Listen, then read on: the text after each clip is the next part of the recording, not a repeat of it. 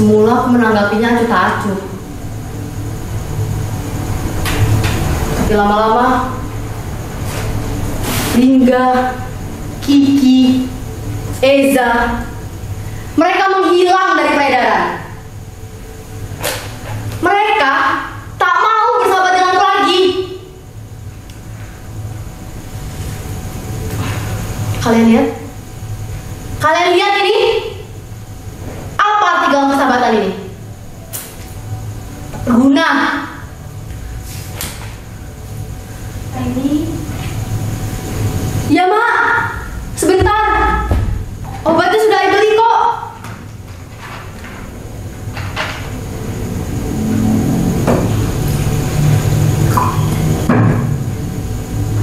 Emak sedang sakit. Sudah hampir sebulan. Aku belum sanggup pokoknya ke dokter.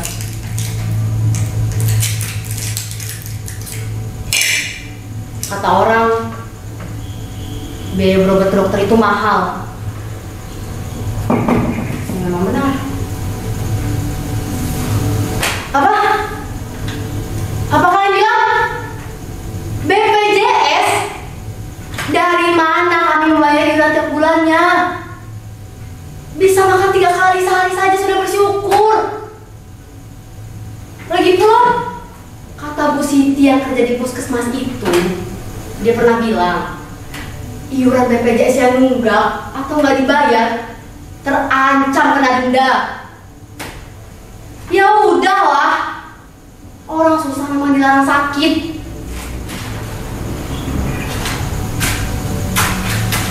Itulah kenapa sudah sebulanan ini aku yang menggantikan pekerjaan Mak. Memungut barang bekas dari warung ke warung, dari toko ke toko.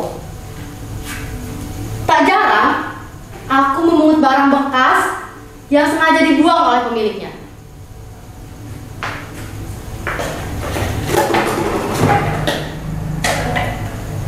Tidakkah mereka berpikir bahwa tindakan yang mereka lakukan itu bisa mencemari bumi yang kita tinggali ini? Sementara tong sampah dibiarkan kosong, tak digunakan sebagaimana semestinya.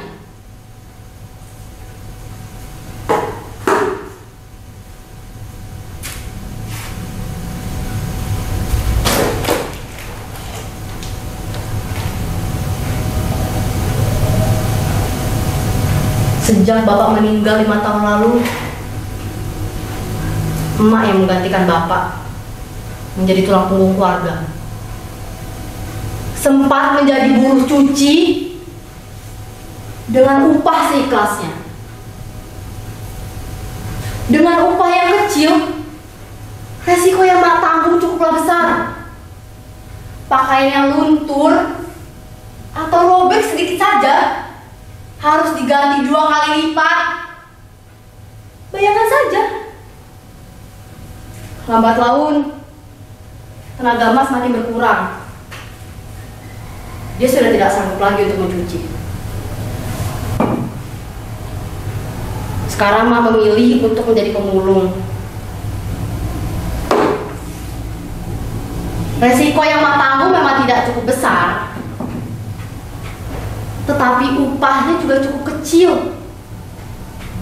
Sehari Mak bisa mengumpulkan 10-15 kg sampah. Dan sampah per kilogramnya hanya dihargai dengan Rp3.000.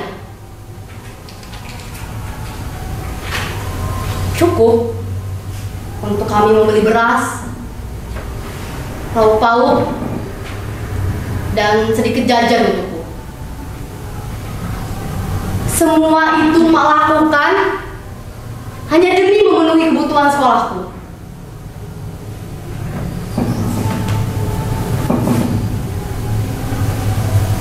Emak ingin sekali aku menjadi guru.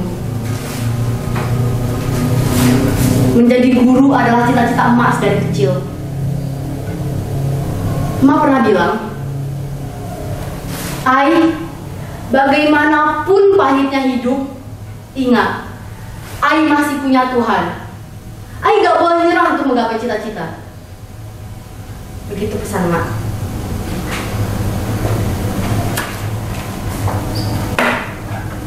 Saat Mak sakit keras seperti saat ini, sampah-sampah inilah yang telah menyelamatkan hidup kami.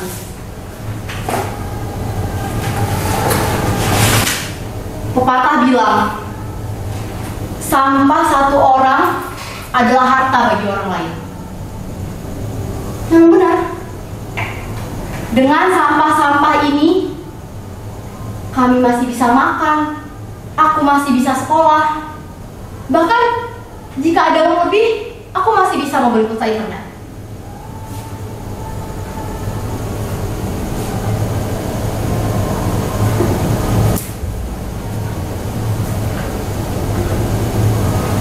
Lihatlah langit biru ini. Kesanalah matamu harus memandang. Apa yang kamu lakukan harus memiliki manfaat bagi orang lain. Lihat, berapa ton sampah yang telah kau dan Mas selamatkan. Jika tidak, sampah-sampah ini akan menguburmu.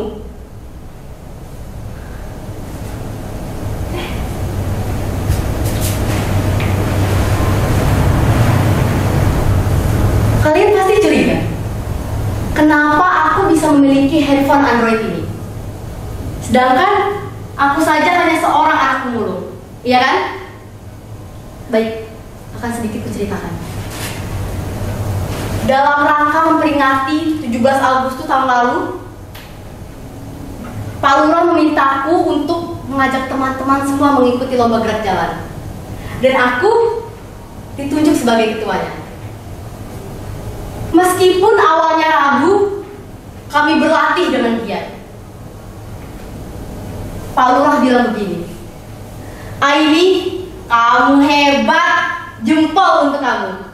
Tunggu bonus dari Bapak ya. Begitulah aku bisa mendapat handphone Android ini. Tuhan memang adil ya. Di saat dibutuhkan, di saat itu pula Tuhan memberi jalan.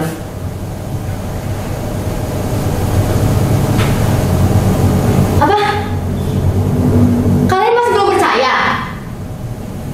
Baiklah, akan sedikit kutunjukkan bagaimana caraku memimpi tahun lalu. Sebentar ya. Show! Gerak! Maju! Jalan! Kiri! Kiri! Kiri! Hormat! Gerak! Bagaimana? Kalian percaya kan?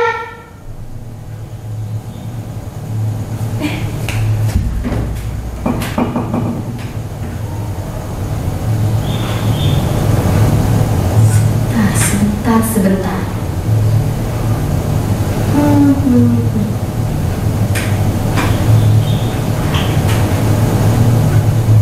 Sampah.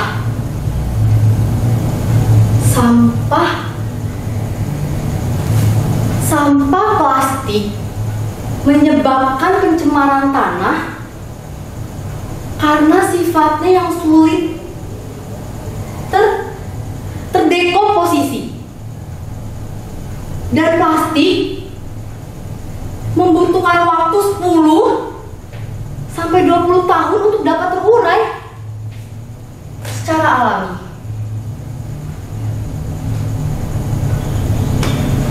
Dan saat ini Indonesia masih menghadapi krisis sampah plastik. Konsumsi penduduk setiap tahunnya terus meningkat,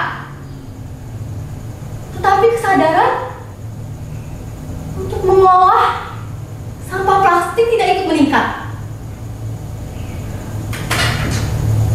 Bagaimana? Gimana ini? Gimana ini?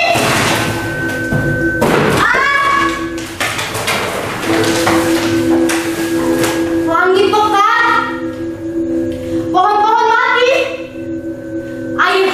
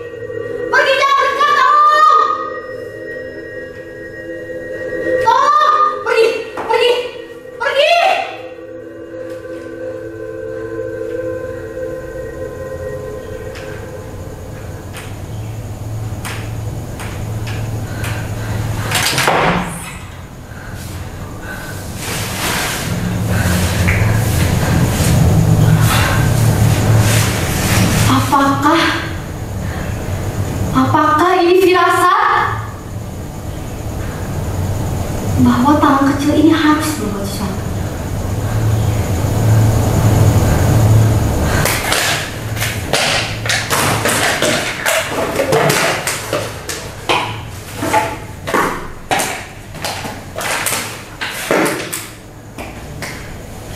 Apa yang harus kulakukan dengan barang-barang ini?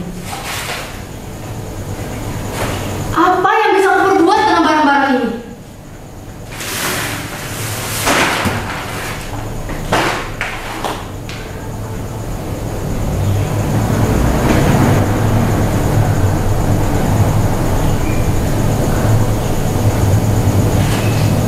Aku pernah diajak ibu guru untuk mengunjungi pameran kerajinan daur ulang.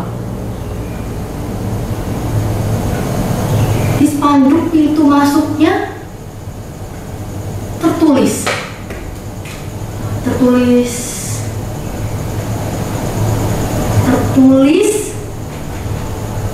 jika tidak dapat mengurangi, maka gunakan kembali,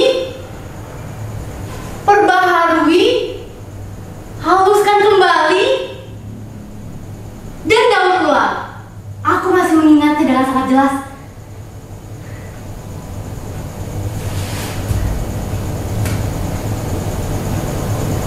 Aku juga pernah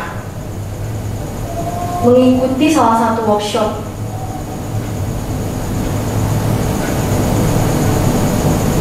Di sana diajarkan bagaimana mengolah barang yang tadinya tidak bermanfaat menjadi bermanfaat, yang tidak berharga jadi memiliki nilai yang dapat dihitung dengan pantas. Seperti ini contohnya.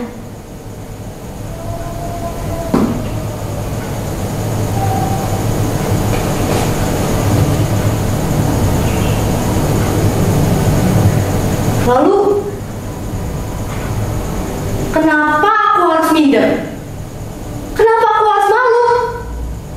Kenapa aku terlalu memikirkan apa yang orang lain katakan tentangku?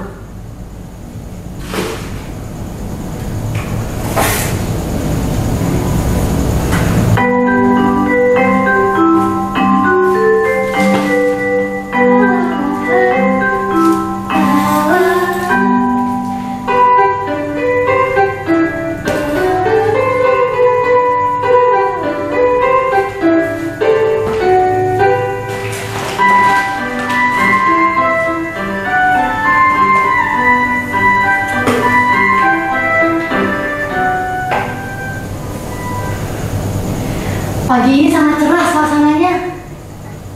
Bahkan aku sangat bersemangat untuk itu.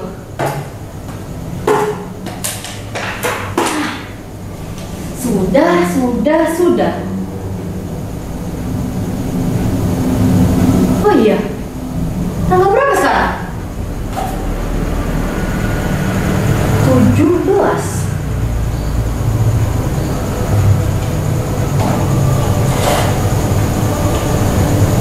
Untungnya, Emak mengizinkan ruang tamu ini digunakan sebagai galeri dan tempat pelatihan. Nantinya, semua hasil daur ulang akan tertata rapi di sini.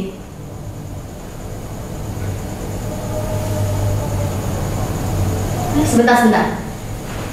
Bagaimana kalau meja ini kita geser sedikit? Sebentar.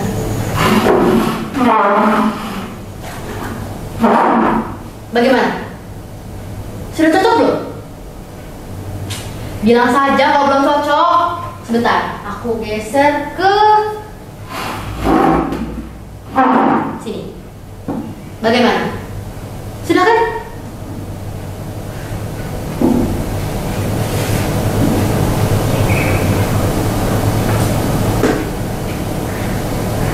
Siapa itu? Siapa? Sebentar. Oh, iya Pak. Baik, terima kasih. Ini aku terima dengan senang hati ya. Iya baik Pak. Pasti akan sangat berguna kok. Baik. Terima kasih ya Pak. Semoga warung Bapak semakin laris deh pokoknya. Sekali lagi terima kasih ya Pak. Sejak saat itu, aku tak perlu lagi memungut barang bekas. Mereka semua dengan senang hati mengantarnya kemari. Akhirnya, semua orang di lingkungan ini sadar untuk memilah sampah dari rumah mereka sendiri. Ini kemajuan berarti.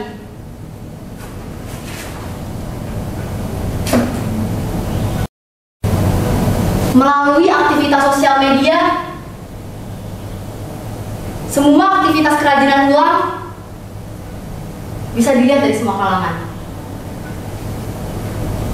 Aku harap semua yang aku lakukan bisa menginspirasi teman-teman sebaya. Aku harap.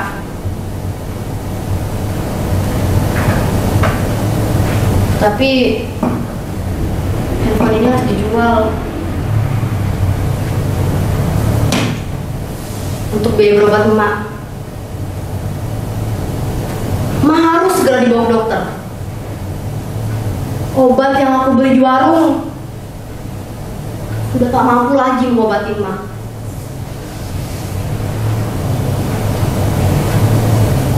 Emak harus sembuh dari sakitnya. Emak harus sembuh dari sakitnya.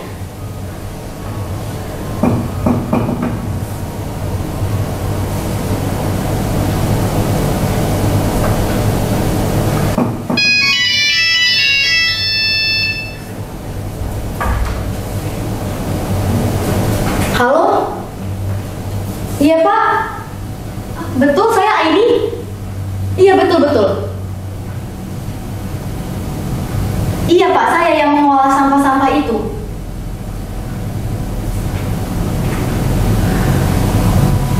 Oh, boleh Pak. Akan saya usahakan ya Pak. Benar Pak? Boleh Pak, boleh. Silakan datang untuk melihat-lihat. Bapak boleh kemari untuk melihat-lihat semua kerajinan daur ulang yang telah saya buat. Iya Pak.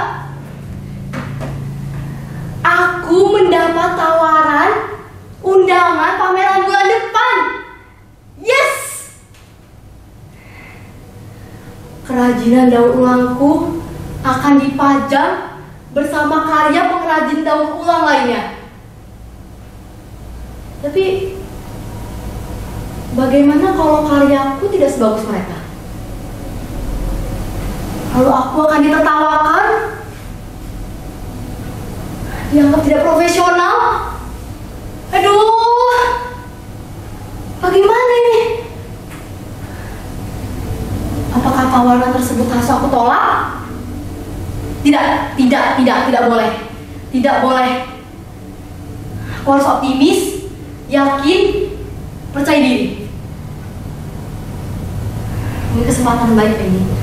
Ini kesempatan baik. Kamu hanya bisa sekali mendapatkannya. Ayo ini. Baik. Harus lebih giat lagi. Disesuaikan. Baik. Disesuaikan talinya. Disesuaikan motifnya.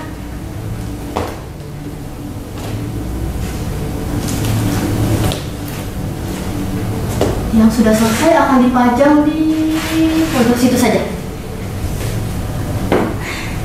Baik, sekarang kita foto dulu.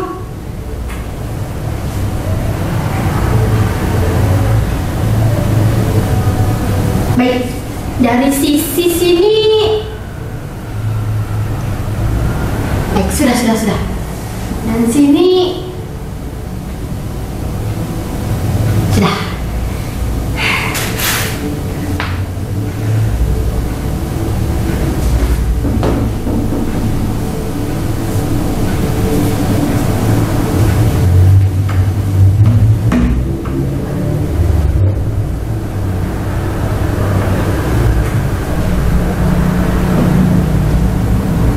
Baru saja mengantar emak pergi ke dokter.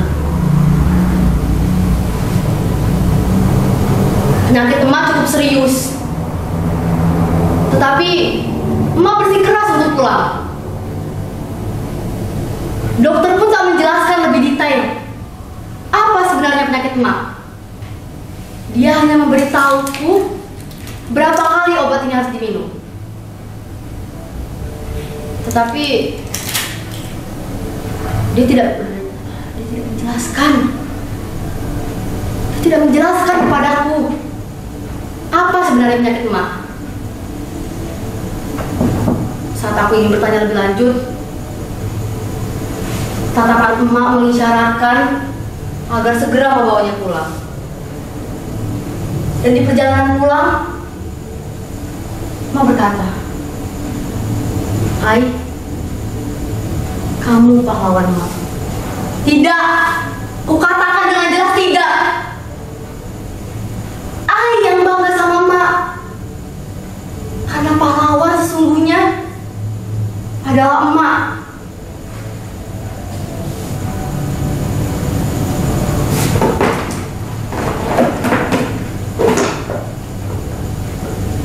Oh iya,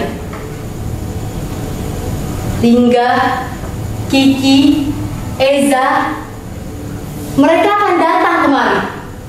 Mereka akan membantuku. Ternyata mereka tak benar-benar meninggalkanku. Terima kasih Tuhan. Kau telah mengembalikan hari-hari baik. Mak,